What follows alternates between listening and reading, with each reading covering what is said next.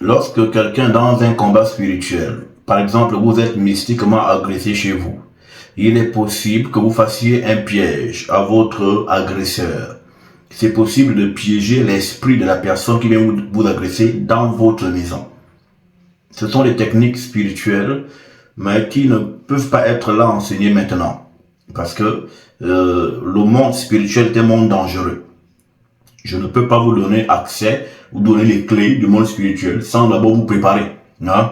Voilà, je ne peux pas dire pour que vous bloquez quelqu'un en esprit, lorsqu'il viendrait chez vous en sorcellerie, on fait comme ça, Non, tu ne maîtrises pas les béabas du monde spirituel, non.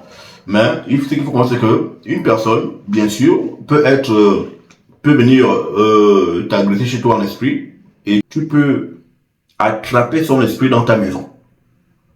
Il ne sort plus de là. Jusqu'au petit matin, et c'est à toi qui viendra de décider du sort de cet individu. Soit tu laisses départir son esprit avant l'aube, soit tu le gardes là et il mourra. Donc, ces choses que tu demandes là, c'est des choses qui se pratiquent lorsque on a déjà été initié. Donc, il y a des parties des questions auxquelles je ne peux pas donner de réponse. Ça s'appelle la mystique du nom. Une personne peut entrer dans votre vie à partir de votre nom. Et vous pouvez entrer dans la vie de quelqu'un à partir de son nom. Si c'est une personne qui est ouverte ou que vous avez des liens, vous pouvez entrer dans son évidence, dans sa réalité. Car le nom est une porte. C'est pourquoi quand on se fait initier dans les rites de chez nous et que vous viendriez à voyager pour aller dans les mondes parallèles, les mondes du vrai, car nous sommes ici dans le monde du réel, mais dans le monde du vrai, vous rencontrerez par exemple votre vous-même. Je me suis vu moi-même déjà, très vieux d'ailleurs. Je me suis auto-souri vis-à-vis. Et dans cette vision de moi-même, je me présente à moi-même et je me donne à moi-même le nom ésotérique. Le nom ésotérique qui correspond au niveau de vibration auquel je suis rendu. Quand on prend l'histoire biblique de Jacob, il est sorti en sorcellerie, il est sorti en vampire, Jacob. Et bien, il a rencontré Dieu, il a combattu avec Dieu. Tu peux combattre avec Dieu. C'est quoi ces conneries? Jacob est sorti en sorcellerie, il a rencontré une entité dans la dimension astrale. Il a saisi l'entité toute la nuit. Et l'entité a eu peur du jour. C'est pourquoi les gens qui sortent en vampire, qui rentrent après 4h30 là, et on les trouve sur le toit des gens. Parce que le véhicule du transport n'est plus disponible, qu'on appelle le mélanine, l'obscurité de la nuit. Quand donc il a attrapé l'entité, et l'entité ne pouvant pas se détacher, se défaire de lui, l'entité est entrée dans la vie de Jacob. En disant quel est ton nom, il a dit que moi c'est Jacob. Et après il a changé son nom en Isolélé, qu'on dit Israël. Que maintenant tu t'appelleras Israël. Donc il est rentré dans sa vie au travers de son nom. Tous les grands maîtres, quand ils acquièrent une augmentation en grade vibratoire, leur nom change. Vous avez Saoul qui devient Paul avec les noms d'aujourd'hui, j'essaie de le faire.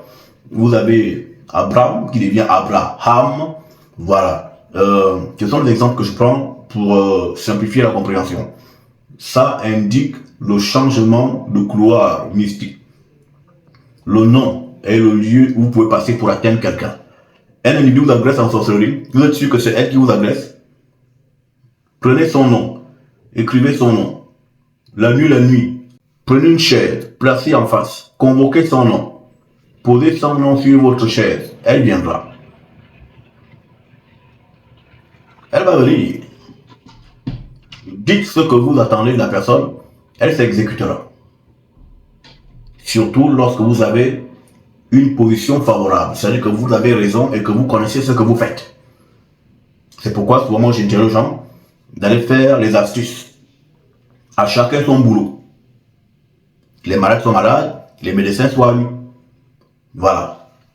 Et du coup, c'est les choses que je dis aux gens.